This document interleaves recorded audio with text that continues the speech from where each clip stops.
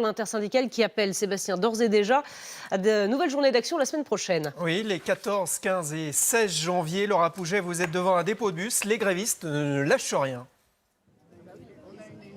Oui, ce que je peux vous dire et ce que je peux vous montrer, Sébastien, ce matin, c'est qu'il y a du monde devant ce dépôt de bus de Vitry-sur-Seine. Regardez, une petite centaine de grévistes qui bloquent pour le moment la sortie des bus. Il y a des banderoles, des chansons diffusées sur une radio. Et moi, je me trouve avec Valentin Sohen de la CGT locale de Vitry. Bonjour, quel est l'état d'esprit ?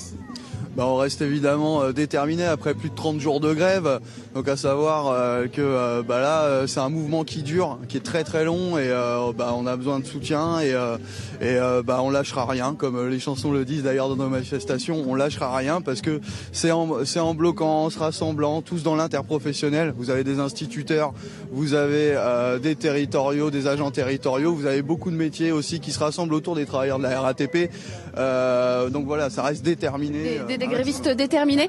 Pour le moment, les sorties des bus sont bloquées, mais vous voyez une forte présence policière derrière. Donc ce dépôt va sans doute bientôt être débloqué. Laura Pouget et Morgane Paup, hier, il y avait 452 000 manifestants selon la police, 4 fois plus selon la CGT. C'est plus que le 10 décembre, mais moins que les 5 et 17. On fait le point avec Emeline Koch. Moins de 10 000 manifestants qui battent le pavé à Nantes. Et toujours autant d'indignation dans le cortège. On va pas être super bien payé pendant toute notre vie et maintenant on nous dit en plus vous n'allez pas être super bien payé à la retraite. Donc là on se dit que c'est vraiment injuste parce qu'il n'y a pas de raison. Mais comme dans tout le reste de la France, une mobilisation bien moins importante que le 5 décembre dernier. 1,3 million de manifestants selon les syndicats, 452 000 selon la police. Il faut dire qu'il devient de plus en plus compliqué de tenir. À Paris, parmi les irréductibles, Malik, un conducteur de métro, c'est son 36e jour de grève, il fait aujourd'hui la quête. 36e jour, ça devient compliqué. Maintenant, on essaye d'avoir des caisses de grève un peu à droite à gauche. C'est vrai que l'argent, c'est le nerf de la guerre.